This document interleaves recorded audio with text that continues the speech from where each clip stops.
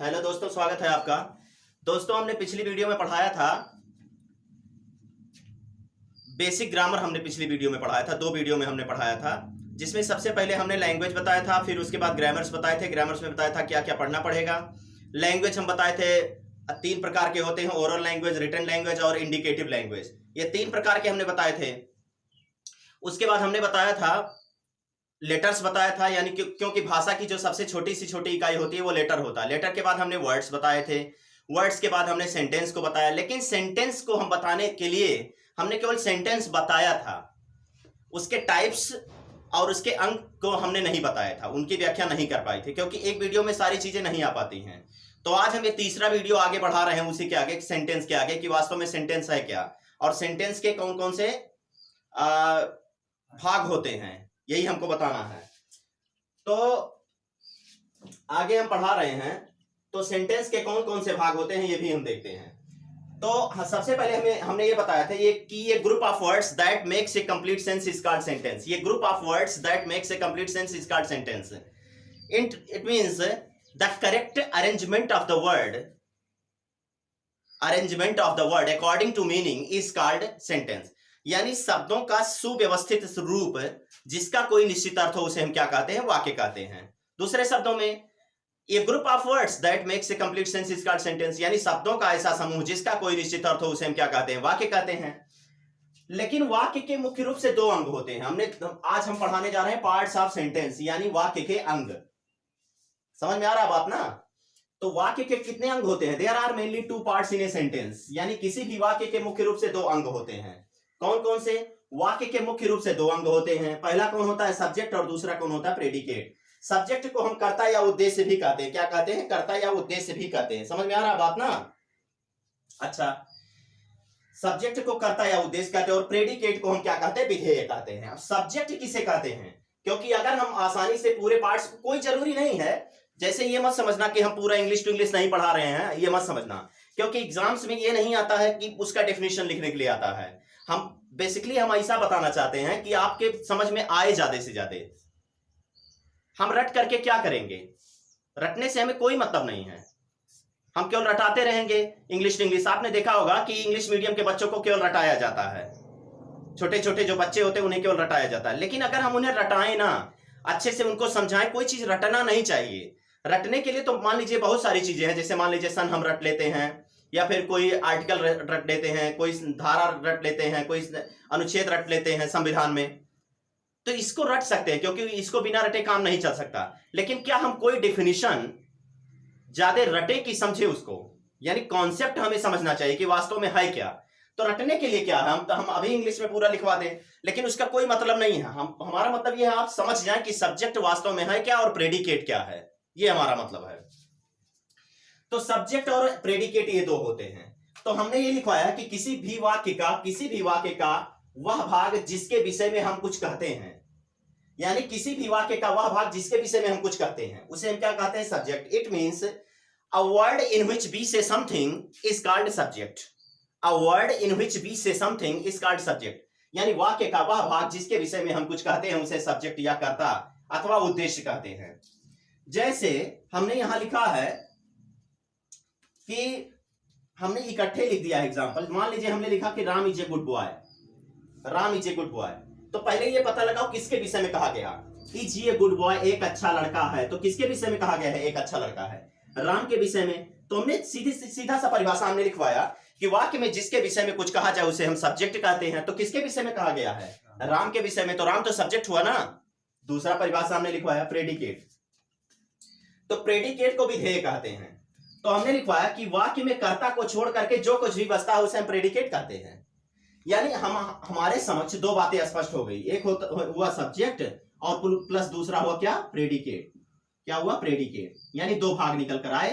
तो हमने ये लिखवाया कि वाक्य में जिसके विषय में कुछ कहा जाए उसे हम सब्जेक्ट कहते हैं, और इसको छोड़ करके जितने भी वर्ड्स बचते हैं, क्योंकि ये group of words that makes a complete sense is called sentence, यानी शब्दों का ऐसा समूह जिसका कोई निश्चित अर्थ हो उसे हम वाक्य कहते हैं। यही तो हमने पढ़ाया है। तो भाई जब कई शब्द बन रहेंगे तो एक शब्द, वाक्य का कोई भी एक ऐसा शब्द होगा जिसके विषय में कुछ कहा जाएगा, तो उस शब्द को हम क्या कहेंगे? सब्जेक्ट। और बाकी जो शब्द बचेंगे उसे हम क्या कहेंगे? प्रेडिकेट। यानी जो शब्द जिसके विषय में कुछ कहा जाएगा उस शब्द को हम क्या कहेंगे, सब्जेक्ट, और बाकी जो शब्द बचेंगे, जो वर्ड्स बचेंगे, उसे हम क्या कहेंगे, प्रेडिकेट। यानी कि किसी भी वाक्य का वह भाग जिसके विषय में हम कुछ कहते हैं उसे हम क्या कहते हैं, सब्जेक्ट, और सब्जेक्ट को छोड़ करके जितने भी शब्द बचते हैं, एक्स वाई जेड जितने भी शब्द बचते हैं उसे हम क्या कहते हैं, प्रेडिकेट। तो अब जैसे हम यहीं आ जाते हैं, Ram is a good boy, तो पहले ये पता लगाओ कि कहा क्या गया है, इज ए गुड बॉय, एक अच्छा लड़का है। तो दिमाग में ये लाओ कि किसके विषय में कहा गया, तो किसके विषय में, राम के विषय में। Is the clear? तो राम के विषय में जब कहा गया तो राम क्या हो गया, सब्जेक्ट, क्योंकि अभी मैंने थोड़ी देर पहले यहां समझाया कि वाक्य में जिसके विषय में कुछ कहा जाए, तो पहले ये देखो क्या कहा गया है, इज ये गुड बॉय, एक अच्छा लड़का है, तो किसके विषय में कहा गया है, राम के विषय में कहा गया है, तो राम क्या है, सब्जेक्ट। और फिर दूसरा परिभाषा हमने लिखवाया कि वाक्य में कर्ता को छोड़ करके, यानी सब्जेक्ट को छोड़ करके जो कुछ व्यवस्था है, जितने भी शब्द बचते हैं या वर्ड्स बचते हैं उसे हम क्या कहते हैं, प्रेडिकेट कहते हैं। तो राम को छोड़ करके कितने शब्द बच रहे हैं, इज बच रहा है, ए गुड बॉय, तो ये सब क्या हो गए, प्रेडिकेट है। समझ में आ रहा बात ना? दूसरा एग्जांपल हम लेते हैं, I am going to market. तो सबसे पहले ये पता लगाओ कि किसके विषय में कहा जा रहा है, आई के विषय में कहा जा रहा है। समझ में आ रहा है ना? I am going to market मतलब मैं बाजार जा रहा हूं, तो कौन जा रहा है, मैं जा रहा हूं। समझ में आ रहा बात ना? तो यहाँ आई क्या हो गया, सब्जेक्ट, और इसको छोड़ करके जितने भी शब्द बचते हैं यहाँ I am going to market, ये सब क्या है, प्रेडिकेट। दूसरा आते हैं, Sita is reading a book, Sita is reading a book, यानी सीता क्या कर रही है, एक किताब पढ़ रही है, Sita is reading a book, Sita एक किताब पढ़ रही है। तो पहले ये पता लगाओ कि क्या हो रहा है, इज रीडिंग ए बुक, एक किताब पढ़ रही है, कौन पढ़ रहा है, सीता पढ़ रही है, तो सीता क्या हो गया, सब्जेक्ट, और सब्जेक्ट को छोड़ करके ये जितने भी वर्ड्स बचते हैं वो सब क्या हो गए, प्रेडिकेट। समझ में आ रहा बात ना? कहीं दिक्कत हो तो बताएं।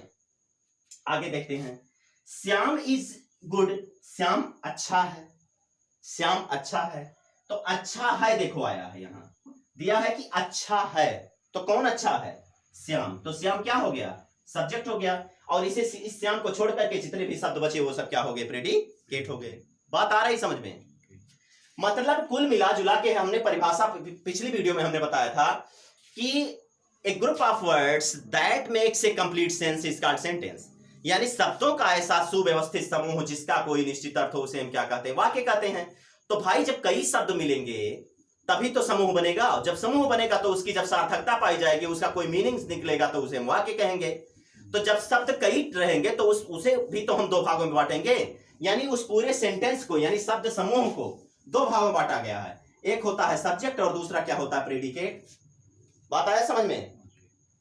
तो जो वाक्य के जो दो भाग होते हैं, एक होता है सब्जेक्ट और दूसरा होता है प्रेडिकेट। तो सब्जेक्ट किसे कहते हैं, a words in which we say something is called subject, यानी वाक्य का वह भाग जिसके विषय में हम कुछ कहते हैं उसे हम क्या कहते हैं, सब्जेक्ट कहते हैं। और सब्जेक्ट को छोड़ करके all words are called predicate, यानी जितने भी शब्द बचते हैं उन्हें हम क्या कहते हैं, प्रेडिकेट कहते हैं। समझ में आ रहा बात ना? तो कुल मिला जुला के ये कहने का मतलब है कि जिसके विषय में कहा जाएगा उसे हम सब्जेक्ट कहेंगे, और सब्जेक्ट को छोड़ करके जो बचेगा उसे हम क्या कहेंगे, प्रेडिकेट कहेंगे। यानी वाक्य का वह भाग जिसके विषय में कुछ कहा जाए उसे हम सब्जेक्ट कहेंगे, और सब्जेक्ट को छोड़ करके जो कुछ व्यवस्था है उसे हम क्या कहेंगे, प्रेडिकेट कहेंगे। जैसे Ram is a good boy, Ram एक अच्छा लड़का है, तो इज ये गुड बॉय दिया है, यानी एक अच्छा लड़का है, तो किसके विषय में कहा गया है, राम के विषय में। तो राम क्या हो गया, सब्जेक्ट हो गया, और इस राम को छोड़ करके जितने भी शब्द बचेंगे उसे हम क्या कहेंगे, प्रेडिकेट कहेंगे। फिर दूसरा आते हैं, I am going to market, तो बाजार जा रहा हूं, लेकिन कौन जा रहा है, आई जा रहा है, तो आई क्या हो गया, सब्जेक्ट हो गया। और इस आई को छोड़ करके जितने भी शब्द बचे वो क्या हो गए, प्रेडिकेट हो गए। फिर आ जाते हैं example, Sita is reading a book. देखो हम एग्जांपल कम ही दे रहे हैं, लेकिन इससे क्या होगा, हो जाएगा एकदम स्पष्ट हो जा रहा होगा, कहीं दिक्कत नहीं होगी, बहुत आसान चीजें हैं। और हमने ज्यादा से ज्यादा इसको साधारण से साधारण भाषा में हमने व्यक्त करने का प्रयास किया है। कोई जरूरी नहीं कि पूरे इंग्लिश टू इंग्लिश ही रटो, इसे हमें रटने की क्या जरूरत है भाई, रटने की हमें कोई जरूरत ही नहीं है। हम केवल इसे समझ जाए तो हम आसानी से पता कर सकते हैं। आप देखते होंगे विभिन्न प्रकार के प्रतियोगी परीक्षाओं में, कंपटीशन में, या छोटे मोटे और जो एग्जाम्स होते हैं यही सब आता है। ग्रुप डी में आप चले जाइए, इलाहाबाद हाईकोर्ट ग्रुप डी का पेपर हुआ था, उसमें सब्जेक्ट और प्रेडिकेट पूछा था। अब ग्रुप डी में क्या पूछेगा, या तो टाइप्स ऑफ सेंटेंस पूछेगा, सेंटेंस के प्रकार पूछेंगे, या तो आपका पूछेगा कि सब्जेक्ट और प्रेडिकेट कौन सा है, यही तो पूछेगा। अच्छा, तो इतना क्लियर हुआ। अब Sita is reading a book, यानी इज रीडिंग ए बुक किताब पढ़ रही है। कौन पढ़ रहा है? सीता। तो सीता क्या हो गया? सब्जेक्ट हो गया, और इसे छोड़ करके जितने भी शब्द बचे वो क्या हो गए? प्रेडिकेट हो गए। फिर आ जाते हैं इज गुड, अच्छा है। कौन अच्छा है? श्याम। तो श्याम क्या हो गया? सब्जेक्ट हो गया, और इसे छोड़ करके जितने भी शब्द बचे वो क्या हो गए? प्रेडिकेट हो गए। समझ में आया इतना? आगे बढ़ते हैं। अब मान लो हमें यह पता लगाना हुआ कि हम कैसे और बताएंगे, कैसे और हम समझेंगे कि सब्जेक्ट और प्रेडिकेट कौन है। ये तो हमने सिंपल सी परिभाषा समझ गए। बाय द वे हमें अर्थ ना पता हो तो हम समझ भी नहीं पाएंगे। तो उसका एक और हम तरीका बता रहे हैं, अलग अलग तरीके बता रहे हैं, ताकि मेरा प्रयास ये है कि आपको समझ में आ जाए कुल मिला जुला के। अब मान लो कि इन दोनों वाक्य के इन दोनों अंगों को अगर हमें और अच्छे तरीके से समझना हो तो हम क्या करेंगे? तो अगर हमें सब्जेक्ट का पता लगाना हो तो हम क्या करते हैं कि यहां हमने लिखा है कि सब्जेक्ट को ज्ञात करने के लिए यदि क्रिया से कौन या किसने का प्रश्न करें, कौन या किसने का प्रश्न करें, तो हमें सब्जेक्ट, तो हमें जो उत्तर मिलेगा वो है वही सब्जेक्ट कहलाएगा। जैसे मान लो क्रिया से कौन या किसने का प्रश्न करें, जैसे मान लो आ गया कि going to market, going to market. तो अगर हम ये प्रश्न आए कि बाजार जा रहा है, लेकिन कौन जा रहा है, कौन जा रहा है, तो कौन जा रहा है? आई। समझ में आ रहा ना? फिर आ जाओ कौन किसने या किसको भी कह सकते हो, ये भी कह सकते हो किसको। जैसे मान लो इज ये गुड बॉय, एक अच्छा लड़का है, किसको कहा जा रहा है? किसको कहा जा रहा है? राम को कहा जा रहा है। राम क्या हो गया? सब्जेक्ट हो गया। फिर आ जाते हैं is reading a book, is reading a book.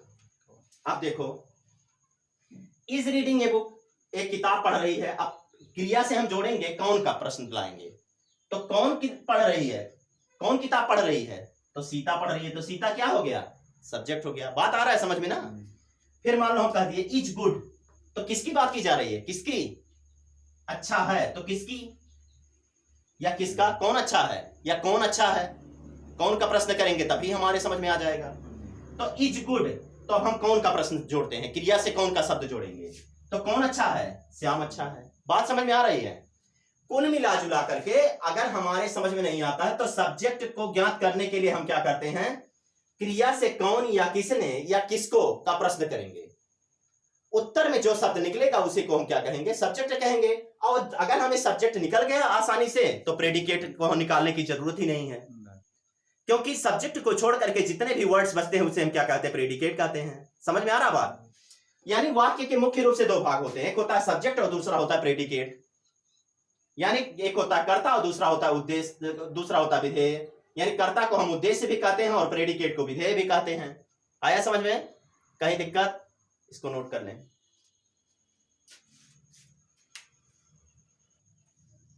Note हो गया? तो आगे बढ़ते हैं।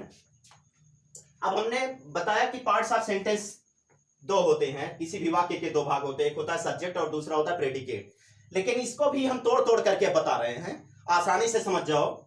इसको बहुत हम डिटेल में नहीं बता पाएंगे, एक ही वीडियो में नहीं हो पाएगा, लेकिन हम इसको शॉर्टकट में अभी हम बता दे रहे हैं। आगे जब हम सिलेबस आगे बढ़ाएंगे तो धीरे धीरे करके एक एक सारी चीजें हम बताने लगेंगे।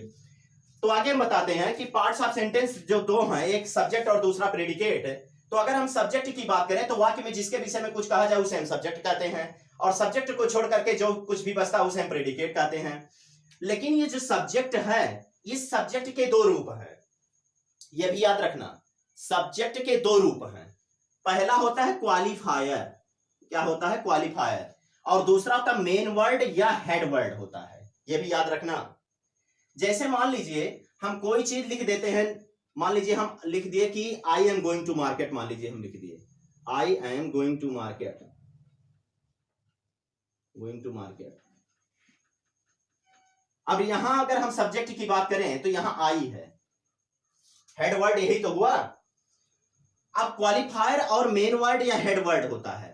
तो इस क्वालिफायर आया कहां से? बेसिकली तो सारे सब्जेक्ट की अगर हम बात करें तो उसमें हेड वर्ड जरूर रहेगा, हेड वर्ड। लेकिन अगर हम क्वालिफायर की तो बात ये आती है कि क्वालिफायर आया कहां से। तो कभी कभी ऐसी परिस्थितियां पैदा हो जाती हैं कि किसी भी सब्जेक्ट कोई भी सब्जेक्ट एक से अधिक शब्दों से मिलकर के बनता है। क्या होता है? एक से अधिक शब्दों से मिलकर के बनता है। मतलब कि जो हेड वर्ड रहेगा, मेन वर्ड, यानी मेन वर्ड किसे कहेंगे? वाक्य का वह सुनिश्चित शब्द जिसके विषय में जोर देकर के कुछ कहा जाए उसे हम क्या कहेंगे? मेन वर्ड या हेड वर्ड। यही तो होगा। लेकिन उस हेड वर्ड से पहले कुछ ऐसे शब्द आ जाते हैं जो उस हेड वर्ड को क्या करते हैं? इंगित करते रहते हैं, संकेत करते रहते हैं। उसे हम क्या कहेंगे? क्वालिफायर कहेंगे। क्या कहेंगे? क्वालिफायर। जैसे मान लो आ गया कि एन एलिफेंट, मान लो हम यही कह दिए कि an elephant, elephant is a good animal. क्या कहे? कि an elephant is a good animal. अच्छा, एक चीज और याद रखो कि जो मेन वर्ड या हेड वर्ड होता है वह या तो कोई नाउन रहेगा या तो कोई प्रोनाउन रहेगा। जैसे मान लो हम कह दिए I am going to market, तो अब यहां मेन वर्ड क्या हो गया? आई हो गया। लेकिन नाउन की अगर, चूंकि आई यहां प्रोनाउन है, पर्सनल प्रोनाउन है। पर्सनल प्रोनाउन तो जानते ही हो, पर्सनल प्रोनाउन तीन होता है। एक होता है फर्स्ट पर्सन, दूसरा होता है सेकंड पर्सन और तीसरा होता है थर्ड पर्सन। यानी पर्सनल प्रोनाउन तीन भागों में बांटा गया है। एक होता है फर्स्ट पर्सन, दूसरा होता है सेकंड पर्सन और तीसरा होता है थर्ड पर्सन। फर्स्ट पर्सन के अंतर्गत आई वी आता है, सेकंड पर्सन के अंतर्गत यू और थर्ड पर्सन के अंतर्गत ही सी इट और दे आता है। तो यहां अगर हमने ये कहा कि जो सब्जेक्ट होता है, सब्जेक्ट के मुख्य रूप से दो रूप होते हैं, एक होता है क्वालिफायर, दूसरा होता है मेन वर्ड। आसानी से समझ जाओ। हम तो आगे लिखवाएंगे ही, बताएंगे ही सारी चीजें, लेकिन इसको शॉर्ट में ही समझ जाओ, लिखने की कोई जरूरत ही नहीं है। तो जो सब्जेक्ट होता है, सब्जेक्ट के जो दो रूप होते हैं, क्वालिफायर और दूसरा मेन वर्ड होता है। इस मेन वर्ड की अगर हम बात करें तो वाक्य का वह सुनिश्चित शब्द, वह सुनिश्चित भाग जिसके विषय में कुछ कहा जाए उसे हम क्या कहेंगे? मेन वर्ड या हेड वर्ड कहेंगे। वह मेन वर्ड या हेड वर्ड या तो कोई नाउन हो सकता है या तो कोई क्या हो सकता है? प्रोनाउन हो सकता है। अब अगर यहां मेन वर्ड या हेड वर्ड की बात करें तो हेड वर्ड या मेन वर्ड क्या है? आई है। अच्छा, और आई प्रोनाउन है। लेकिन अब नाउन की अगर हम बात करें तो हमने ये कहा कि या तो कोई नाउन हो सकता है मेन वर्ड या हेड वर्ड, या तो कोई प्रोनाउन हो सकता है। तो प्रोनाउन तो हमने बताया, लेकिन अब नाउन की अगर हम बात करें तो यहां देखो एलिफेंट है। एलिफेंट क्या है? एक प्रकार से नाउन है, क्योंकि आगे जब हम पढ़ाएंगे पार्ट्स ऑफ स्पीच जब पढ़ाने लगेंगे तो उसमें बताएंगे कि noun is the name of a person, place और a thing. All the living and non living things and besides living and non living things all the ideas are called noun. इस संसार में जितने भी सजीव निर्जीव चीजें हैं, इसके अतिरिक्त जो विचार हैं, उन सभी को हम क्या कहते हैं? संज्ञा कहते हैं। तो सजीव देखो, यहाँ जितने भी जीव जंतु हैं वो सब क्या कहे जाएंगे? नाउन कहे जाएंगे, क्योंकि उसे कुछ ना कुछ नाम दिया गया होगा। नाम वाले शब्दों को ही नाउन कहते हैं। तो यहाँ जो एलिफेंट है वो नाउन है। तो अब अगर हम बात करें कि मेन वर्ड या हेड वर्ड है कौन, तो अगर इस सेंटेंस की बात करें तो ये एक प्रोनाउन है। और हमने बताया कि जो मेन वर्ड या हेड वर्ड होता है वह या तो कोई नाउन रहेगा या तो कोई प्रोनाउन रहेगा। तो ये तो हो गया प्रोनाउन आई।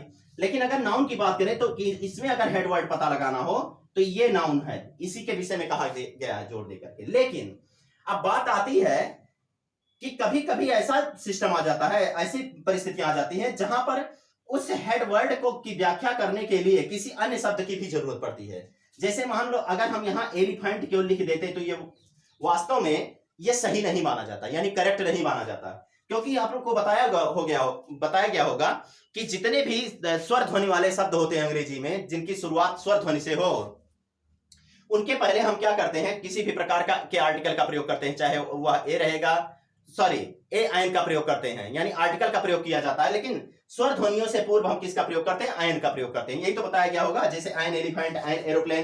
क्योंकि जो आर्टिकल होता है वो दो प्रकार का होता है, एक होता है डेफिनिट आर्टिकल और दूसरा होता है इनडेफिनिट आर्टिकल। एक होता है डेफिनिट और दूसरा होता है इनडेफिनिट आर्टिकल। तो यहां देखो ये हेड वर्ड तो है, लेकिन इस हेड वर्ड की व्याख्या करने के लिए किसका प्रयोग इसके पूर्व किया गया है? आयन का प्रयोग किया गया है। यानी आयन इसको क्वालिफाई कर रहा है, इसको अगर हम इसका प्रयोग ना करें तो यह क्या होगा? इस हेड वर्ड का सही रूप नहीं बन पाएगा। यानी क्वालिफायर आया कहां से? वैसे तो बेसिकली सारे शब्द जितने भी नाउन या प्रोनाउन माने जाएंगे, सब्जेक्ट के रूप में आएंगे, वह हेड वर्ड ही कहे जाएंगे।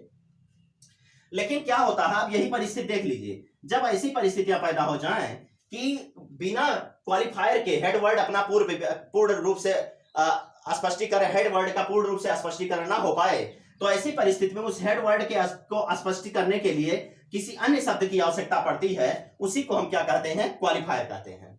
आया समझ में? जैसे यहां देखो अब मान लीजिए यहां हमने लिख दिया तो ये तो प्रोनाउन था, इसे व्याख्या करने के लिए किसी अन्य शब्द की आवश्यकता नहीं पड़ी। लेकिन अगर इस एलिफेंट की बात करें तो इस एलिफेंट के पहले किसका प्रयोग करना जरूरी आ गया? आयन का प्रयोग। क्योंकि अगर हम आयन का प्रयोग नहीं करेंगे तो ग्रामेटिकली ये पूरा सही नहीं माना जाएगा, क्योंकि वे शब्द, वे नाउन जिनकी शुरुआत, जिनकी ध्वनि शुरुआत में ए आई ओ यू यानी स्वर से निकले या हिंदी के स्वर से निकले, उसके ठीक पहले हम किसका प्रयोग करते हैं? आयन का प्रयोग करते हैं। समझ में आया बात? अच्छा, अब यहां देखो, अब आयन यहां आया तो इस आयन को हम क्या कहेंगे? क्वालिफायर कहेंगे। क्या कहेंगे? क्वालिफायर। Is the clear? यानी कि किसी भी वाक्य का वह भाग जो स्वतंत्र हो, जिसके विषय में सुनिश्चित रूप से कुछ कहा जाए, उसे हम कहेंगे हेड वर्ड या मेन वर्ड। लेकिन इस मेन वर्ड, जो मेन वर्ड होता है या कोई भी सब्जेक्ट होता है, जब किसी ऐसे सब्जेक्ट की आवश्यकता पड़ती है जो दो शब्दों से मिलकर के बनाया जाता है, तो ऐसी परिस्थिति में एक होता है हेड वर्ड और दूसरा होता है क्वालिफायर। आ रहा बात समझ में? जैसे यहां देखो, दो शब्दों से मिलकर बना है सब्जेक्ट, यहां एक ही शब्द बना है यहां। अच्छा, जो हेड वर्ड होता है वह कोई नाउन होता है या तो कोई प्रोनाउन होता है। अगर प्रोनाउन आएगा तो उसके पहले हमें क्वालिफायर के प्रयोग करने की आवश्यकता ही नहीं पड़ेगी। लेकिन अगर हम नाउन की बात करें तो नाउन के पहले किसी ना किसी क्वालिफायर का प्रयोग किया जाता है। जैसे यहां देखो, एलिफेंट आया है तो एलिफेंट के पहले किसका प्रयोग किया गया है? इस क्वालिफायर यानी आयन का प्रयोग किया गया है। अब अगर हम बात करें, हमने लिखवाया कि इसका प्रयोग हेड वर्ड से पूर्व होता है। अब यहां देखो, ये हेड वर्ड है, इसके पूर्व किया गया है। बात आ रही समझ में? क्योंकि इसी हेड वर्ड की व्याख्या ये कर रहा है। समझ में आया? अच्छा, दूसरा हम आते हैं। ये जो क्वालिफायर होता है ये तीन होता है। एक होता है डिटरमाइनर, दूसरा होता है एडजेक्टिव और तीसरा होता है एडजेक्टिवल फ्रेज। याद रखना, ये तीन होता है। एक होता है डिटरमाइनर, दूसरा होता है एडजेक्टिव और तीसरा होता है एडजेक्टिवल फ्रेज। इसको हम और आगे बताएंगे, आगे चल करके बताएंगे। तो ये समझ में आया सब्जेक्ट? अच्छा, सब्जेक्ट किसे कहते हैं? वाक्य में जिसके विषय में कुछ कहा जाए उसे हम सब्जेक्ट कहते हैं, और सब्जेक्ट को छोड़ करके वाक्य में जो कुछ व्यवस्था है उसे हम क्या कहेंगे? प्रेडिकेट कहेंगे। ये जो सब्जेक्ट होता है इसके मुख्य रूप से दो रूप होते हैं, एक होता है क्वालिफायर और दूसरा होता है मेन वर्ड। क्वालिफायर किसे कहते हैं? जब ऐसी परिस्थितियां पैदा हो जाएं कि दो शब्दों को मिलाकर के एक सब्जेक्ट बनाया जाए, तो ऐसी परिस्थिति में जो पूर्व वाला यानी हेड वर्ड, एक होगा हेड वर्ड और दूसरा होगा क्वालिफायर। तो जो हेड वर्ड के पहले, अब हेड वर्ड किसे कहेंगे? वाक्य का वह सुनिश्चित शब्द जिसके विषय में कुछ कहा जाए, यानी क्वालिफायर उस जिसकी व्याख्या करता हो, उसे हम कहेंगे हेड वर्ड। अब क्वालिफायर किसे कहेंगे? हेड वर्ड से जो भी शब्द आएंगे पूर्व, हेड वर्ड से पूर्व जो भी शब्द आएंगे उसे हम क्या कहेंगे? क्वालिफायर कहेंगे। अब जैसे, और जो हेड वर्ड होगा वह या तो कोई नाउन होगा अथवा कोई प्रोनाउन होगा। तो अगर प्रोनाउन आएगा तो उसके पहले हमें किसी क्वालिफायर का प्रयोग करने की आवश्यकता ही नहीं पड़ेगी। लेकिन अगर मान लीजिए कोई नाउन आता है तो उस नाउन की व्याख्या करने के लिए हमें किसी न किसी क्या नाम है, क्वालिफायर की जरूरत पड़ेगी, क्योंकि बिना क्वालिफायर के उस हेड वर्ड की व्याख्या नहीं की जा सकती है। क्योंकि हमने यहां लिखा है कि जब सब्जेक्ट एक से अधिक शब्दों से मिलकर के बने हों, तब क्वालिफायर के बाद वाले शब्द को हेड वर्ड कहते हैं। तो यहां देखो, ये क्वालिफायर है और इसके बाद कौन सा शब्द आया है? एलिफेंट आया है। तो एलिफेंट को हम क्या कहेंगे? हेड वर्ड कहेंगे। और इस हेड वर्ड से जो पूर्व शब्द प्रयोग किया गया उसे हम क्या कहेंगे? क्वालिफायर कहेंगे। अब ये जो क्वालिफायर होता है ये तीन होता है। एक होता है डिटरमाइनर, दूसरा होता है एडजेक्टिव और तीसरा होता है adjectival phrase. Is that clear? कहीं दिक्कत हो तो बताएं। अब इधर आ जाते हैं। अब ये जो प्रेडिकेट होता है, ये इस प्रेडिकेट के तीन भाग होते हैं। पहला होता है वर्ब, दूसरा होता है ऑब्जेक्ट और तीसरा होता है कॉम्प्लीमेंट। आ रहा है समझ में? पहला होता है वर्ब, दूसरा होता है ऑब्जेक्ट और तीसरा होता है कॉम्प्लीमेंट। अब अगर वर्ब की बात करें तो ये इस वर्ब को मुख्य रूप से तीन भागों में बांटा जा सकता है। पहला रहेगा मेन वर्ब, दूसरा रहेगा हेल्पिंग वर्ब और तीसरा रहेगा लिंकिंग वर्ब। याद रखना, इसको हम आगे पढ़ाएंगे बहुत डिटेल में। और ये जो ऑब्जेक्ट है, ये इस ऑब्जेक्ट को मुख्य रूप से दो भागों में बांटा गया है। एक होता है डायरेक्ट ऑब्जेक्ट और दूसरा कौन होता है? Indirect object. Indirect object. और ये जो कॉम्प्लीमेंट होता है, इस कॉम्प्लीमेंट को मुख्य रूप से दो भागों में बांटा गया है। एक होता है सब्जेक्टिव कॉम्प्लीमेंट और दूसरा कौन होता है? Objective complement. ऑब्जेक्टिव कॉम्प्लीमेंट हम इसको आगे पढ़ाएंगे, परेशान मत होइएगा सभी लोग। तो फिर से एक बार हम रिपीट कर लेते हैं कि जो पार्ट्स ऑफ सेंटेंस होते हैं, यानी जो वाक्य के जो भाग होते हैं वो मुख्य रूप से दो होते हैं। एक होता है सब्जेक्ट और दूसरा क्या होता है? प्रेडिकेट। वाक्य में जिसके विषय में कुछ कहा जाए उसे हम सब्जेक्ट कहते हैं, और सब्जेक्ट को छोड़ करके जो कुछ व्यवस्था है उसे हम क्या कहते हैं? प्रेडिकेट कहते हैं। ये जो सब्जेक्ट होता है, सब्जेक्ट के मुख्य रूप से दो रूप होते हैं, एक होता है क्वालिफायर और दूसरा होता है मेन वर्ड। जब अब पहले हम इसी को समझते थे, क्योंकि अगर हम इसको नहीं समझेंगे तो ये हमें क्वालिफायर नहीं समझ में आएगा। तो सब्जेक्ट बेसिकली एक ही शब्द से बना होता है, लेकिन कभी कभी कुछ परिस्थितियां ऐसी पैदा हो जाती हैं कि दो शब्दों को मिला करके एक सब्जेक्ट बनाया जाता है। तो ऐसी परिस्थिति में एक होता है हेड वर्ड या मेन वर्ड और दूसरा होता है क्वालिफायर, यानी वाक्य का वह सुनिश्चित शब्द जो क्वालिफायर के बाद प्रयोग किया जाता हो, जिसको क्वालिफायर क्या करता हो, क्वालिफाई करता हो, उसे हम क्या कहेंगे, मेन वर्ड या हेड वर्ड कहेंगे। और मेन वर्ड या हेड वर्ड के पहले जो शब्द प्रयोग किया जाता है उसे हम क्या कहेंगे, क्वालिफायर कहेंगे। जैसे यहां देख लो, जो हेड वर्ड होता है वह कोई नाउन होता है अथवा कोई प्रोनाउन होता है। तो अगर प्रोनाउन रहेगा तो क्वालिफायर का प्रयोग करने की जरूरत ही नहीं पड़ेगी, क्योंकि जो प्रोनाउन होता है वो एक ही शब्द बनेगा, एक ही शब्द से बना होगा। लेकिन जो नाउन होता है वो कभी कभी क्या होता है, दो शब्दों से मिलकर के बना होता है। जैसे मान लो यहाँ एलिफेंट है, तो इस एलिफेंट के आगे अगर हम एन लगाए, इसको हम मिटा दें तो इसका कोई अर्थ नहीं निकल पाएगा, वो गलत माना जाएगा। क्योंकि ए ई आई ओ यू की ध्वनि से शुरू होने वाले शब्दों के पहले यानी नाउन के पहले किसका प्रयोग किया जाता है, या स्वर की ध्वनियों से शुरू होने वाले शब्दों के पहले क्या प्रयोग किया जाता है, एन का प्रयोग किया जाता है। तो यहाँ देखो दो शब्दों से मिलकर बना है ये सब्जेक्ट। तो यहाँ क्या होगा, अब ऐसी परिस्थिति में इसे हम कहेंगे मेन वर्ड और इसे कहेंगे क्वालिफायर। अब ये जो क्वालिफायर होता है तीन होता है, एक होता है डिटरमाइनर, दूसरा होता है एडजेक्टिव और तीसरा होता है एडजेक्टिवल फ्रेज। अब अगर हम प्रेडिकेट की बात करें तो वाक्य में कर्ता को छोड़ करके जितने भी शब्द बचते हैं उसे हम कहते हैं प्रेडिकेट। और इस प्रेडिकेट के मुख्य रूप से तीन भाग होते हैं, एक होता है वर्ब, दूसरा होता है ऑब्जेक्ट और तीसरा होता है कॉम्प्लीमेंट। आया समझ में? ये जो वर्ब होता है ये तीन होता है, एक होता है मेन वर्ब, दूसरा होता है हेल्पिंग वर्ब या ऑक्सिलरी वर्ब, तीसरा होता है लिंकिंग वर्ब। लेकिन ये जो ऑब्जेक्ट होता है, ये ऑब्जेक्ट दो होता है, एक होता है डायरेक्ट ऑब्जेक्ट और दूसरा होता है इनडायरेक्ट ऑब्जेक्ट। लेकिन अगर हम इसकी बात करें, कॉम्प्लीमेंट की बात करें, तो एक होता है सब्जेक्टिव कॉम्प्लीमेंट और दूसरा होता है ऑब्जेक्टिव कॉम्प्लीमेंट। अब इसको हम अगली वीडियो में और अच्छी तरह से बताएंगे। जहां कहीं भी दिक्कत हो आप बताइएगा, हमको कमेंट बॉक्स में बताइएगा, अपने विचारों को प्रकट कीजिएगा। हमारे अंदर जो भी कमियां होंगी उसको हम इंप्रूव करेंगे, अच्छे से सुधार करेंगे। अब इसके अगली वीडियो में हम आगे पढ़ाएंगे। Thank you. जय हिंद, जय भारत।